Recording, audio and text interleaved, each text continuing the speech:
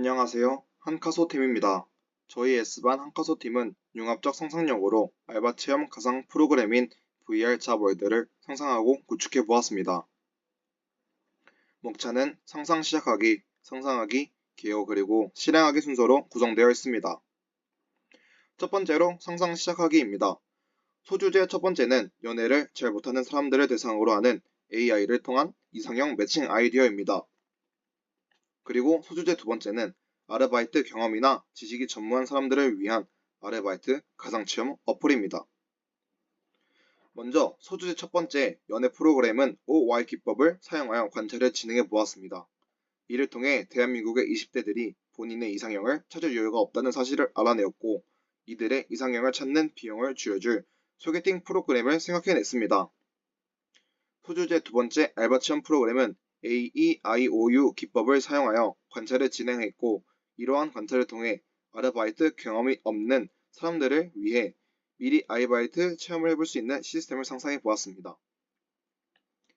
두 번째로 상상하기 부분에 대해 설명하겠습니다. 마인드맵과 PMI 기법을 통해 소주제 1, 2에 대한 상상을 진행하였습니다. 마인드맵을 통해 연애 프로그램이 왜 필요하고 어떠한 우려점이 있는지 등을 상상해 보았고 연애 프로그램의 차별점을 정보 제공으로 설정하고 실행했을 시 이용자의 정보가 유출될 가능성이 있다는 우려점 등에 대해 생각해 보았습니다. 또한 아르바이트 체험에서 퀘스트를 통해 알바 포인트를 얻고 이를 통해 업종 접속도를 판단 및 현실 아르바이트로 스카웃이 가능하도록 하는 차별점에 대해 상상해 보았습니다. PMI 기법을 사용하여 첫 번째 소주제인 연애 프로그램을 실행했을 시 장단점, 흥미로운 점을 찾아보며 균형 잡힌 시각에서 연애 프로그램을 사용할 시 어떠한 자세를 가져야 할지 관찰해 보았습니다. 그리고 똑같이 PMI 기법을 활용하여 두 번째 소주제인 아르바이트 체험 프로그램을 관찰을 진행하였고 현실 세계에서 발생하는 모든 사건들을 하나의 가상세계에 담기에는 한계가 있기 때문에 예상치 못한 상황이 발생할 수 있다는 점을 단점으로 생각해냈습니다. 이러한 과정을 통해 저희는 두 번째 소주제인 가상현실 알바 체험이 소주제 1보다 더 많은 사람들이 이득을 볼 수 있으며 실질적인 실현 가능성이 높다는 결론에 도달하였고 최종적으로 가상현실 알바 체험을 주제로 선정하게 되었습니다. 실제로 아르바이트에 대한 충분한 정보 없이 단지 시급이나 시간만 보고 아르바이트에 지원하는 경우가 많습니다. 이렇게 되면 아르바이트에 적응하기 힘들어질 수 있고 빠른 시일 내로 아르바이트를 그만둘 수 있어 사장에게도 피해가 갈 수 있습니다. 이러한 문제를 해결하기 위해 가상세계에서 아르바이트를 미리 체험하고 아르바이트에 대한 정보를 습득하여 경험치를 쌓을 수 있는 프로그램을 상상하였습니다. 이를 통해 본인에게 적합한 아르바이트를 찾고 그 직종에서 수월하게 일할 수 있도록 하는 것이 이 프로젝트의 목적입니다. 이러한 프로젝트를 통해 본인에게 알맞는 알바를 손쉽게 지원할 수 있게 되고 특정 알바에 대한 정보가 쌓여 있어 첫 근무부터 일을 어렵지 않게 수행할 수 있는 기대 효과를 지닙니다. 또한 사장 입장에서도 신입 교육의 비용을 줄일 수 있어 효율성을 높일 수 있습니다. 다음은 상상 실행하기 단계에서는 아이디어 구현 과정, 결과에 대해 설명하겠습니다. 먼저 아이디어 구현 과정입니다. 저희는 알바몬, 알바천국과 같은 기존 어플의 가상세계 링크를 연결하는 방안을 선택하였습니다. 이를 통해 따로 어플을 만들 때보다 기존 어플을 사용하던 사람들까지 데려오게 되며 더 많은 사람들을 이용자로 만들 수 있기 때문에 마케팅 비용을 줄일 수 있습니다. 각 층마다 브랜드 선정 기준은 알바몬에서 조사한 20대부터 30대 남녀 아르바이트생 1,466명을 조사한 결과와 아르바이트 구직자 771명을 조사한 결과를 토대로 각 층의 직종별 브랜드를 선정하게 되었습니다. 또한 직종별로 대표적으로 자주 거론되고 브랜드 인지도가 높은 브랜드를 또한 참고하여 선정하였습니다. 한카소 알바월드만의 차별점은 실제 알바를 구할 때 많은 사람들이 사용하고 있는 알바몬, 알바천국과 연계가 가능하다는 점입니다. 저희의 프로그램이 이러한 앱들과 연계가 가능한 만큼 따로 앱이나 프로그램을 만드는 것이 아닌 이미 존재하는 앱 상단에 링크를 만들고 이를 통해 체험해 볼 수 있도록 구상하였습니다. 또한 퀘스트 수행을 통해 이수도를 달성하여 알바 지원을 할 때 쉽게 합격할 수 있다는 이점을 가지고 있습니다. 저희가 가상 알바 체험 프로젝트의 기술적 가능성을 보여주는 예시는 한국 맥도날드 메타버스 플랫폼을 활용한 푸드 세이프티 타운홀이 있습니다.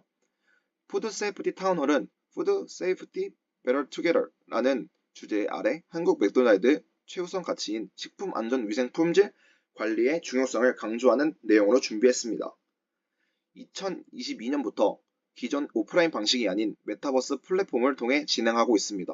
이러한 메타버스 같은 가상현실을 보았을 때 알바 체험 프로그램은 충분히 현실 가능성이 있습니다.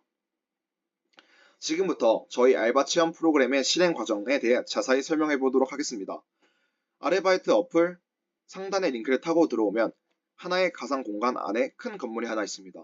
건물 안으로 들어가면 알바의 직종별 층이 나눠져 있으며 브랜드별로 방이 나눠져 있습니다. 먼저 요식업 층인 1층에는 맥도날드, 롯데리아, 아웃백, 빕스, 도미노, 피자 등이 있습니다. 식사 중심의 가게가 있습니다. 카페층인 2층에는 스타벅스, 투썸플레이스, 메가커피, 파르바게트, 베스킨라빈스 등이 있습니다. 그리고 문화여가층인 3층에는 PC방, 만화카페, 롯데월드, 캐리비안베이, CGV, CU, 노래방 등이 있습니다. 그리고 교육층인 4층에는 여러 종류의 학원 강사, 학원 채점 보조 등이 있습니다. 이 아르바이트 체험 프로그램은 퀘스트 달성을 통한 포인트 축적을 목표로 합니다. 하나의 직종마다 10개의 퀘스트가 있고 가상현실 내에서 1부터 10단계의 모든 퀘스트를 이수해야 직종에 대한 채점이 완료됩니다. 그리고 그 직무에 대한 수료도와 적성 적합 평가도가 나옵니다. 한 단계마다 잘함, 보통, 못함 3가지 평가로 분류되며 잘함은 10점, 보통은 5점, 못함은 0점의 포인트로 전환됩니다. 하나의 직종에 대한 10단계 최대 이수도는 100포인트이며 80포인트 이상은 고수, 50포인트 이상은 중수, 50포인트 미만은 하수로 최종적인 등급표가 나옵니다.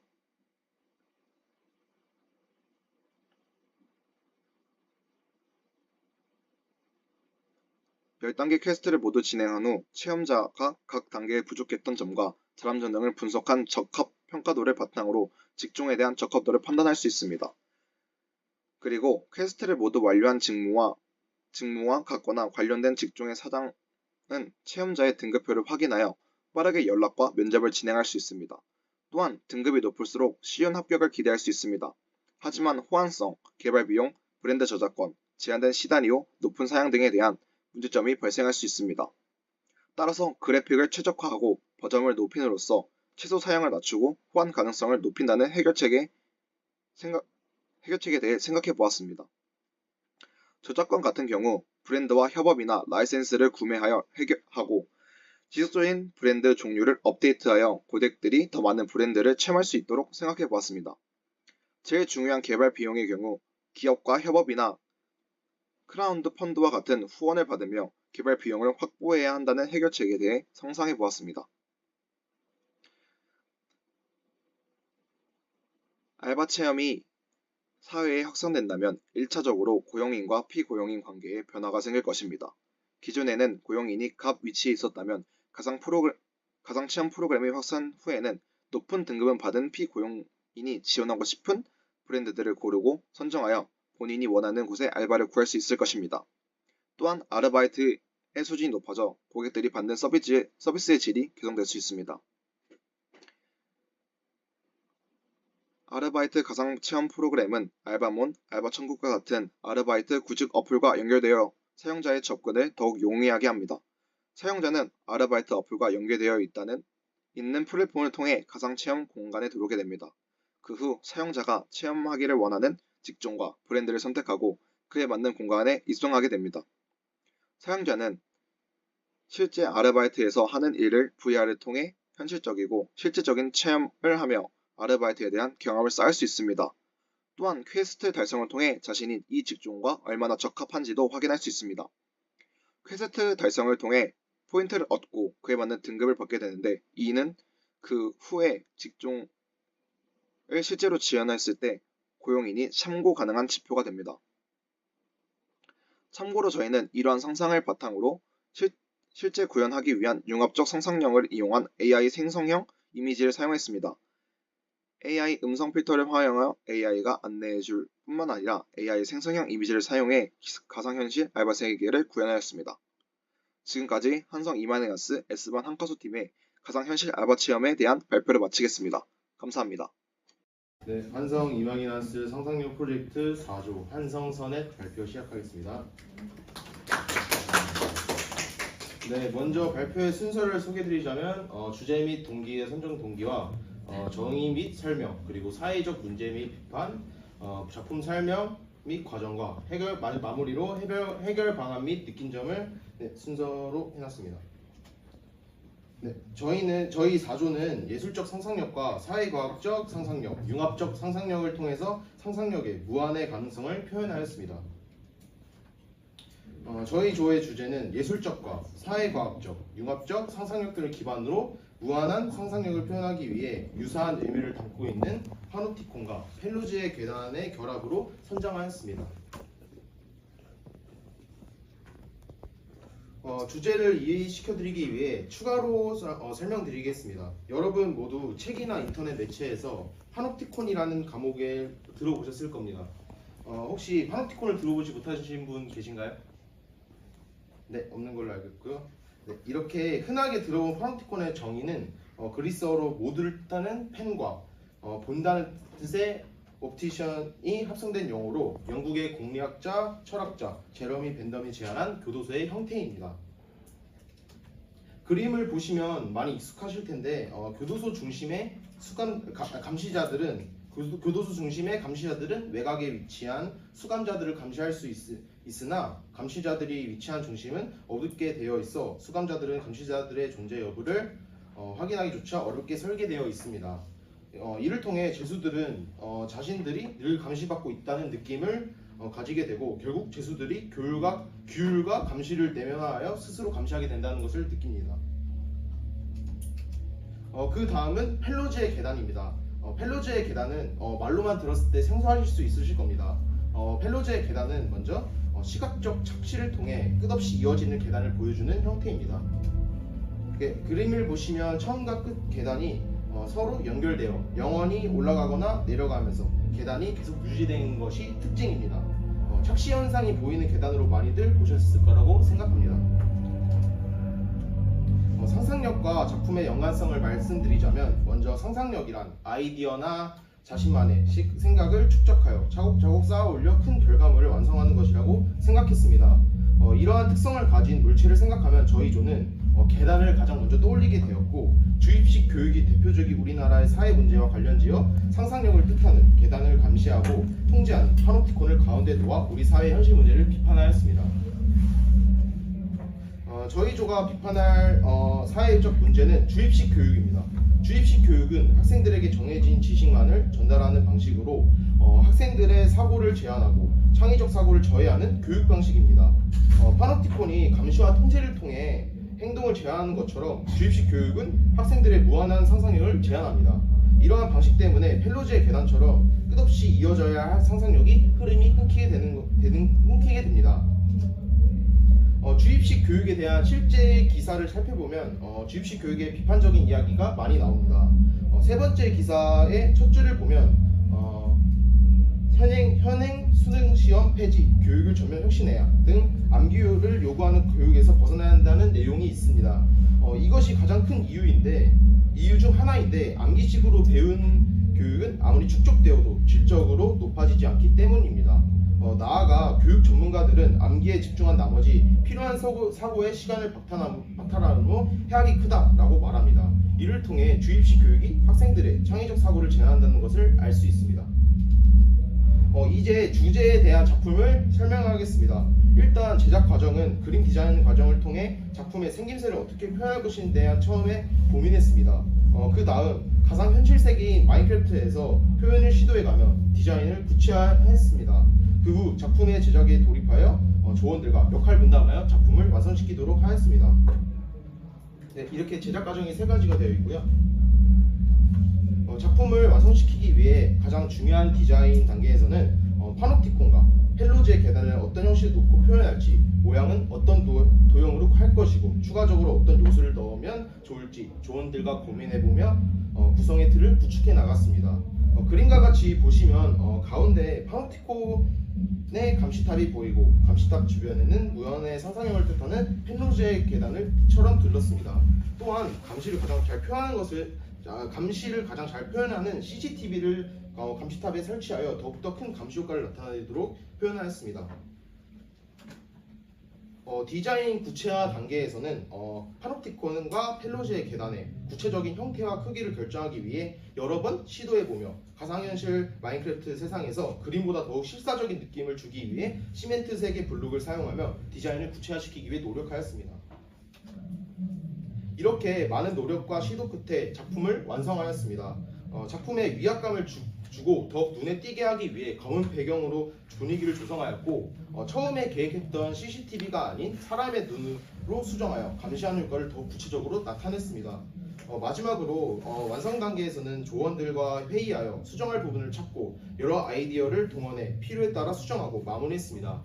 이렇게 저희 조는 파놉티콘과 펠로제의 계단을 합친 작품을 상상 감시 과목이라는 제목을 짓고 작품을 완성시켰습니다.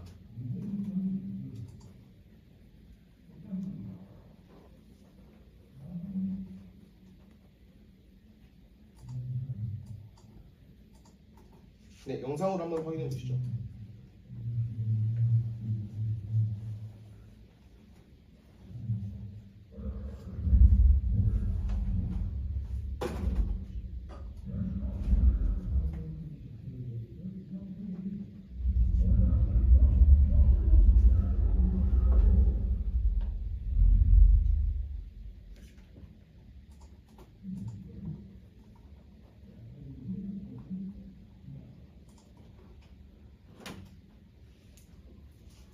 이렇게 작품의 핵심 포인트로는 4가지가 있습니다.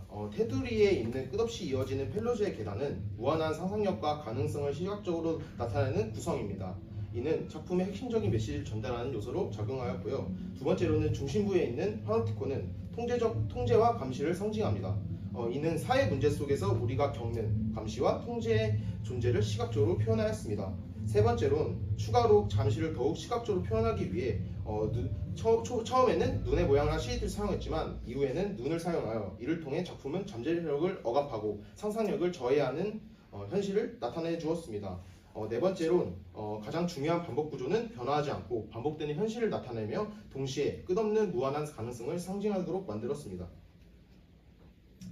저희 조가 작품을 만들며 주입식 교육 문제를 찾아보고 비판하며 생각한 해결 방안으론 첫째, 실험과 경험 중심의 학습을 중심적으로 도입하는 것입니다. 이를 통해 학생들은 실제 경험을 통해 학습하며 상상력을 키울 수 있습니다. 또한 학생들이 한 주제에 대해 서로 의견을 나누고 토론하며 문제를 해결하는 기회를 가진다면 이를 통해 학생들은 관점을 이해하고 자신의 생각을 논리적으로 전달하는 능력을 키울 수 있습니다. 두 번째로는 최신 기술인 가상현실, 증강현실, 인공지능 등 디지털 기술을 활용하는 교육을 도입하여 학생들의 상상력을 흥미를 높이는 것입니다. 이를 통해 학습에 대한 흥미와 상상력, 사고력을 유발할 수 있습니다. 또한 해결 방안에서 가장 중요한 점은 정해진 틀에 맞춘 교육이 아닌 융합적인 사고를 할 수 있는 교육을 도입해야 한다는 것입니다. 여기서 말하는 융합적 사고란 다양한 분야의 지식과 아이디어를 결합하여 새로운 관점에서 여러 문제를 해결하고 창의적인 결과를 도출하는 사고방식입니다. 이를 통해 학생들은 현대 시대에 필요한 유연하고 창의적인 사고 능력을 키울 수 있습니다. 마지막으로 이 프로젝트를 하면서 느낀 점은 주입식 교육의 문제점에 대해서 알게 되었고요. 무한한 상상력의 필요성을 느끼게 되었습니다. 또한 예술적, 사회과학적, 융합적 사고를 통해 다양한 관점을 접하여 사고의 폭을 넓힐 수 있었습니다. 무한한 상상력에 맞는 아이디어를 기반으로 작품을 만들어 볼 수 있는 계기가 되어서 굉장히 인상 깊었던 프로젝트라고 생각합니다. 네, 이렇게 발표 마치겠습니다. 감사합니다. 안녕하세요. 한송 이망이나스 유반을 대표해 발표하게 된 1조 배열맵 모두의 곁에 가는 지도입니다. 먼저 파트 A의 차례를 말씀드리겠습니다. 첫 번째로 프로젝트 추진 목적, 그리고 국내 시각장애인 통행 불편 문제 분석, 그리고 이를 해결할 신호등 표시 개선과 뉴럴링크의 접목이 있습니다. 먼저 프로젝트 추진 목적은 더 나은 세상을 위해 장애인의 이동권 확보, 모두가 소통하는 문화를 만들기 위해 시각장애인이 지도에 더 쉽게 접근하고 경험하는 세상을 전용 지도 앱 개발이라는 기술적 혁신을 통해 구현했습니다. 먼저 기술의 발달에도 불구하고 시각장애인들은 여전히 통행에 많은 어려움을 겪고 있습니다. 가장 일반적으로 횡단보도 통행 문제가 있습니다.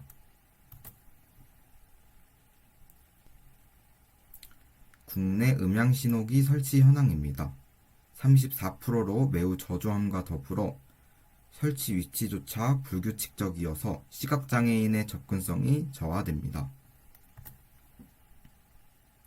따라서 음향신호기 설치 확대 및 위치를 규격화하여 해결할 수 있습니다. 그리고 이 모든 목표에는 교통신호 정보 접근성 향상이라는 목표가 있습니다. 따라서 저희 민간 차원에서는 시각장애인의 교통정보 접근성을 높이기 위해 앱을 개발하도록 생각해봤습니다. 먼저 신호등에 대해 분석해봤습니다. 신호등은 비장애인 위주로 고려된 시설입니다. 따라서 기존에 있던 신호등에다가 음성 신호기와 같은 것을 부가적으로 설치해 음성 안내 신호는 제한적인 정보밖에 제공하지 못합니다. 따라서 저희는 신호 대기 잔여 시간 등 추가 정보를 지도 앱으로 안내했습니다.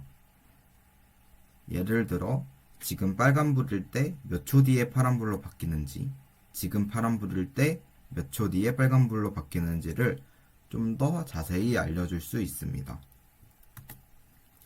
이는 모든 곳에 음향신호기를 설치하지 않아도 되기 때문에 정부의 재정이 부담이 완화됩니다. 그리고 시각장애인의 개별화된 수요 충족을 할 수 있고 이를 통해 결국 장애인과 비장애인 모두 안전한 통행을 할 수 있습니다. 그리고 미래에는 뉴럴링크와의 접목도 기대할 수 있습니다. 뉴럴링크는 뇌신경 회로와 컴퓨터를 직접 연결하는 기술입니다. 따라서 미래에 뉴럴링크가 상용화된다면 뇌신경 신호만으로 스마트폰을 작동시킬 수 있게 되면서 앱 활용의 접근성이 높아질 예정입니다. 지금은 음성 명령을 통해 앱을 작동시키지만 뉴럴링크는 생각만으로 앱을 실행하고 목적지와 경로 등을 디테일하게 설정할 수 있습니다. 따라서 앱의 자유도를 높일 수 있고 결국 이는 시각장애인의 이동 편의성을 획기적으로 높일 수 있습니다. 파트 A 마치겠습니다. 이어서 파트 B를 진행할 이혜빈입니다. 앞서 설명드린 내용을 바탕으로 저희가 상상력 프로젝트를 진행한 과정을 단계별로 설명하고 다음으로 프로젝트의 영향력, 마지막으로 프로젝트의 성찰점을 짚으며 발표 진행하겠습니다. 우선 저희는 상상 시작하기, 상상하기, 상상 실행하기의 각 단계별로 이마기넌스 수업 시간에 배웠던 다양한 방법론을 활용하여 프로젝트를 진행했습니다. 첫 번째로 공감하기입니다. 환성 이마기넌스 과정에서는 이 공감의 목적 중 하나를 타인을 향한 관찰과 그에 따른 문제점을 발견하는 것으로 정의했습니다. 따라서 저희는 5Y 분석법을 사용하여 앞서 저희가 정의했던 문제, 즉 시각장애인용 지도 앱이 국내에서 활성화되지 않는 문제에 대한 근본적인 원인을 찾고자 했습니다. 이를 바탕으로 국내 시각장애인의 교통정보 접근성을 높이기 위해선 직접 앱을 개발해야 한다는 결론을 냈습니다. 이렇게 프로젝트의 목적이 정해지니 그 주제의 수렴은 수월했습니다. 저희는 바로 기술 및 혁신에 관한 프로젝트를 수행하기 위해 다음 단계로 넘어갔습니다. 문제를 정의한 다음 저희는 해결법을 찾기 위해 HMW 설문법을 활용했습니다. 저희는 might we 뒤에 help, 즉 돕다라는 말을 넣어 시각장애인을 돕는 것을 프로젝트의 방향으로 정했습니다. 나아가 해와 대학로 극장에 가려는 시각장애인을 고객 페르소나로 정하고 이 페르소나의 경험을 연극을 보러 간다는 동기부터 대학로 극장에 도착한 이동 완료 단계까지 나누어 이러한 고객 여정 지도로 그렸습니다. 여기서 저희가 발견한 하단의 고객 예상 기대 사항은 이렇듯 스캠퍼 방법론을 활용하여 정리했습니다. 발표 시간상 요약해서 말씀드리면 저희는 시각장애인의 앱 사용성을 높이기 위해 흔히 사용하시는 챗 GPT의 신기술인 GPT-4 엔진을 활용한 대화형 서비스 설계, 그리고 서울시에서 시행하는 바우처 택시 통화 연결 기능을 중점으로 앱을 디자인했습니다. 앞서 보신 내용과 더불어 저희 프로젝트 주제가 기술 혁신이니만큼 경쟁사 및 트렌드를 분석한 결과 다음과 같은 스토리보드와 이와 같은 도안을 만들었습니다.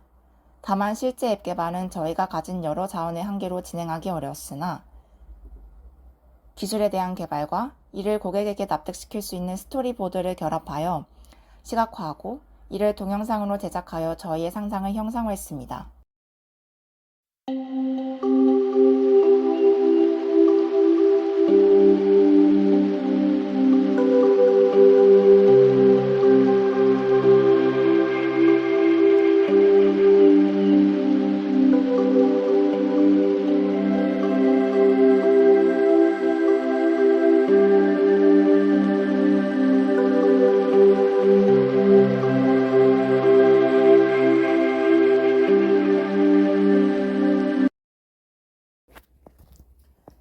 저희는 앞서 보셨다시피 보시는 분들의 이해를 돕기 위해 발표 내용을 분할하고 시각 자료와 스토리텔링을 최대한 활용했습니다.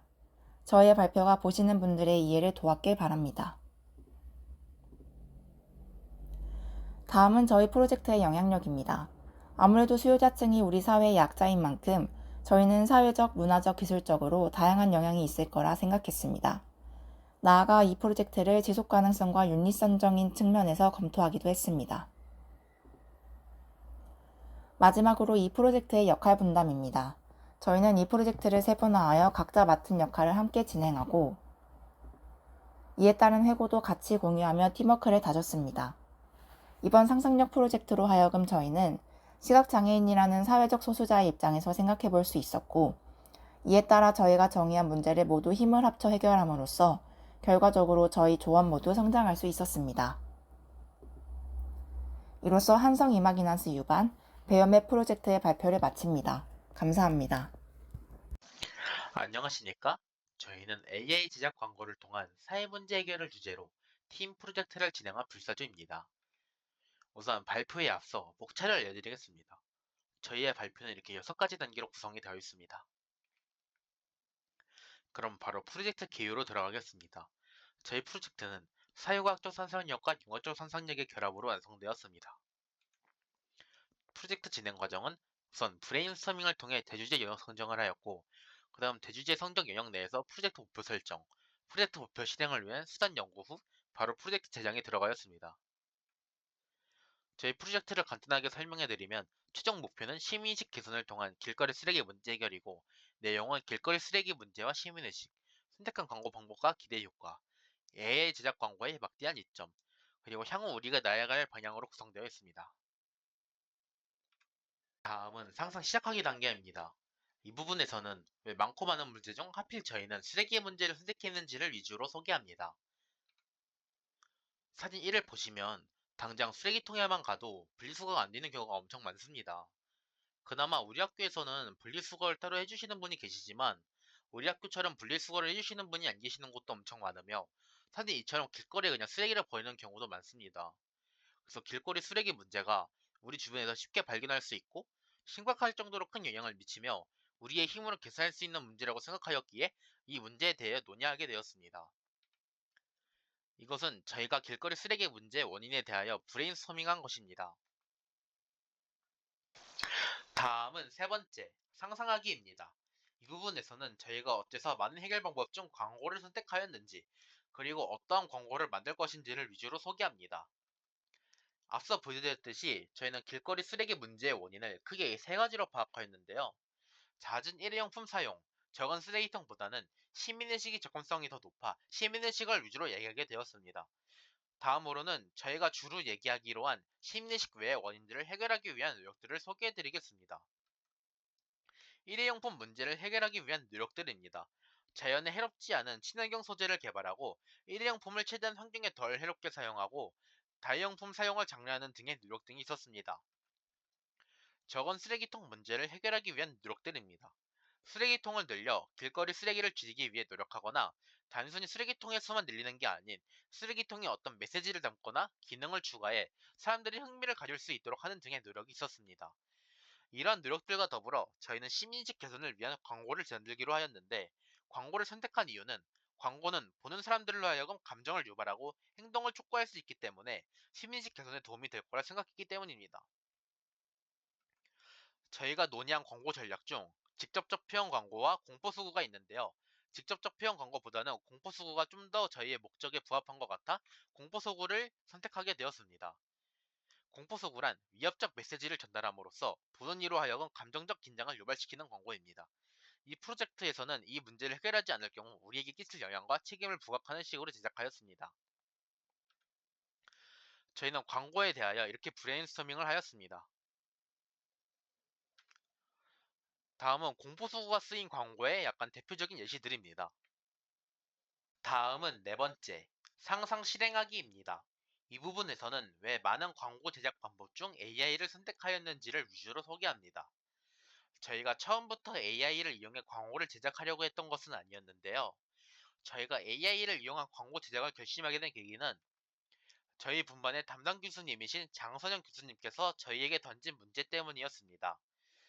저희가 광고를 만들기로 결정할 당시 교수님께서는 아무리 광고를 잘 만들어도 사람들이 보지 않으면 소용이 없지 않나요? 사람들이 광고를 좀 더 잘 볼 수 있는 방법을 생각해보면 좋을 것 같다고 말씀하셨습니다. 이러한 문제를 해결하기 위한 방법이 AI였습니다. 광고를 좀 더 잘 볼 수 있게 하는 다양한 최적 방법이 있겠지만 저희는 1차원적으로 생각하였는데요. 광고를 많이 만들어 노출 횟수를 늘리고 유통기한을 고려해 최대한 다양한 광고를 만드는 것을 해결 방법으로 생각하였는데 이에 부합하는 것이 AI였습니다. 다음은 다섯 번째, 완성물입니다. 이 부분에서는 저희가 AI로 광고를 제작한 과정과 실제 제작한 완성물을 중심으로 소개하겠습니다. 우선 저희가 광고 제작에 주로 사용한 AI 사이트는 리툰인데요. 리툰은 유료인 챗 GPT-4를 무료로 사용할 수 있게 하고 그림 제작 모델 같은 다양한 AI를 한 곳에 모아둔 사이트입니다. 저희는 리툰을 이용해 그림을 제작하고 문구를 넣는 식으로 광고를 제작하였습니다. 그러면 저희가 만든 광고들을 소개하겠습니다. 첫 번째 광고는 사람이 일회용 플라스틱 컵에 갇혀 속박이라는 이미지를 불러일으킴과 동시에 분리수거를 하지 않으면 우리에게 나쁜 영향을 끼치며 돌아온다는 메시지를 전하고 있습니다. 두 번째 광고는 상반되는 이미지의 두 지구를 제시하며 서리적 표현을 이용해 우리가 살고 싶은 지구를 만들려면 쓰레기를 해결해야 한다는 의미를 함축하고 있습니다. 세 번째 광고는 쓰레기 더미에 묻힌 사람들이 정면을 응시하게 함으로써 보는 사람으로 하여금 주의를 불러일으키고 우리의 미래라는 문구로 쓰레기 더미에 갇힌 사람이 우리가 될 수 있다는 위협적인 메시지를 담고 있습니다. 저희가 만든 광고는 여기까지입니다. 다음은 여섯 번째, 발표 마무리입니다. 이 부분에서는 저희 프로젝트의 의의와 앞으로의 방향을 소개합니다. 저희 프로젝트의 의의는 첫 번째는 누구나 쉽게 이용할 수 있는 AI라는 점에서 누구나 광고 제작자가 될 수 있다는 것입니다. 두 번째는 더 빠르고 쉬운 광고 제작으로 기존보다 효율적인 광고를 만들 수 있다는 것입니다. 세 번째는 이러한 광고를 바탕으로 길거리 쓰레기 문제를 비롯한 다른 사회 문제에 기여할 수 있다는 것입니다. 저희는 이 발표를 통해 여러분이 이런 생각을 해보셨으면 좋겠습니다. 첫 번째는 사회 문제에 대해 다양하게 접근하는 것입니다. 본인의 분야가 아니라고 해서 외면하지 않고 자신이 할 수 있는 것과 연관짓다 보면 기발한 해결책이 나올 수 있습니다. 두 번째는 AI를 단순히 궁금증 해결과 같은 곳에 사용하는 것을 넘어 자신이 처한 현실의 문제를 해결하는 데 사용해 보는 것입니다. 저희의 발표는 여기까지입니다. 감사합니다.